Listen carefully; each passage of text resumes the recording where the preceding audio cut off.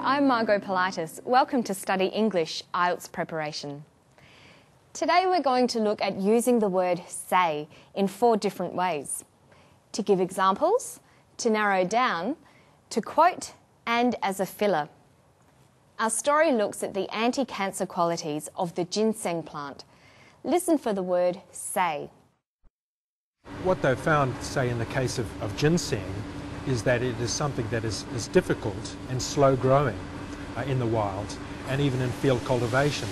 So you can imagine ginseng, to have a mature plant, it might be there for a period of say 4 to 7 years.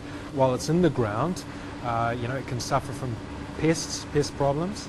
I've heard of instances where growers have had the crop in the ground for say 5 to 6 years.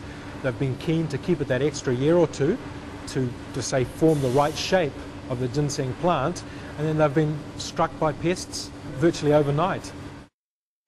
The speaker, Dr. David Armstrong, uses the word say in several different ways. Listen to the first one again. What they've found, say in the case of ginseng, is that it is something that is difficult and slow growing. The word say in this clip is used to introduce an example. In formal English, instead of using say, we would use for instance or for example. Have a look at these sentences. They have found, say, in the case of ginseng, that it is difficult to grow. They have found, for instance, in the case of ginseng, that it is difficult to grow. They have found, for example, in the case of ginseng, that it is difficult to grow. So say can be used to introduce an example. Let's listen to another use of the word say. So you can imagine ginseng, to have a mature plant, it might be there for a period of say 4 to 7 years. Say in this clip has another meaning. It's used for narrowing down a time period. It means around or approximately. Listen for another example. I've heard of instances where growers have had the crop in the ground for say 5 to 6 years. The crop has been in the ground for say 5 to 6 years. So the word say here narrows down a time period. The growers have had the crop in the ground for say 5 to 6 years. The growers have had the crop in the ground for around 5 to 6 years. Dr. Armstrong uses the word say in one more way. Listen here. They've been keen to keep it that extra year or two to say form the right shape of the ginseng plant, and then they've been struck by pests. He says to say form the right shape of the ginseng plant. Say here is giving the speaker time to gather his thoughts. It's used as a filler. He could have said or one of the other language fillers. For example, to say form the right shape of the ginseng plant. To form the right shape of the ginseng plant. There is one more use for the word say, to quote. When we report what someone else has said, we call it indirect speech or reported speech. Speakers often introduce indirect or reported speech using the verb to say. Listen how the reporter talks about Dr. McManus's new approach to cancer treatment.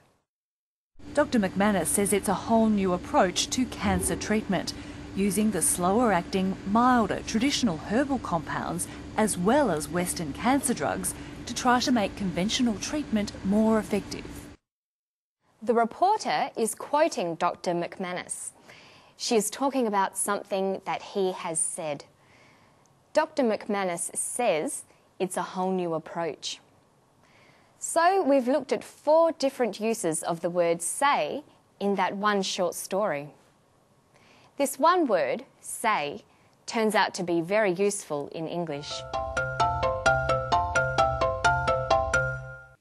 The story we've watched about ginseng provides us with lots of vocabulary relating to the topic of health and well-being. Now let's listen to Dr. McManus talking about the benefits of ginseng. Listen for the vocabulary that relates specifically to this topic. Dr. McManus says it's a whole new approach to cancer treatment, using the slower-acting, milder, traditional herbal compounds as well as Western cancer drugs to try to make conventional treatment more effective. Mild doses every day is believed to keep the body in equilibrium and just to maintain general health and vitality and stamina. And the other, perhaps more valuable application is when someone's dying. It's believed to have life-enhancing properties, so because of that it commands very high prices. I saw in Beijing, in a herbal pharmacy there, one plant, a 50-year-old ginseng plant, worth $100,000. It's because of the active components increase with age over time. So a 1-year-old root is nowhere near as valuable as a 6-year-old root, and of course a wild 50-year-old root is incredibly valuable. He uses a lot of health-related words. He says doses, body, equilibrium, health, vitality and stamina. Did you notice how these words were combined together? Let's listen again. Mild doses every day is believed to keep the body in equilibrium and just to maintain general health and vitality and stamina. Dr. McManus says mild doses every day is believed to keep the body in equilibrium. The phrase mild doses is a collocation. In English, some word combinations commonly go together. These combinations are called collocations. There is no particular reason for these words to go together. They just sound right to a native speaker because of habit, history or usage. Collocations occur in both noun phrases, like mild doses, and verb phrases, such as to keep the body in equilibrium. Let's look at some common noun phrase collocations. We say high prices. High collocates with prices. We don't say large prices or big prices. We say high prices. We say a tall building, not a high building. Collocations are not just about the words that go together, but also the order they go in. We always say black and white, not white and black. We say salt and pepper and hot and cold. Another important collocation is the way we say directions.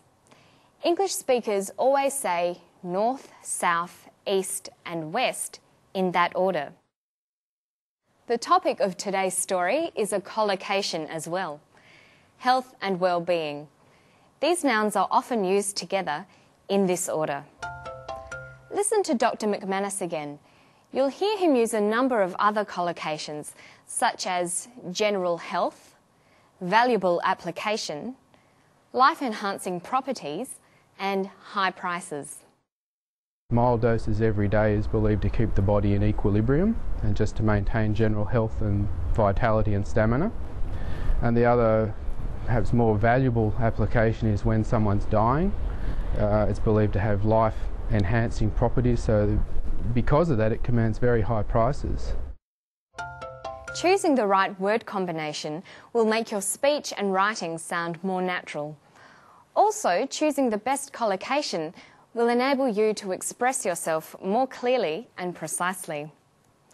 So today we've looked at the word say for giving an example, narrowing down, quoting and as a filler.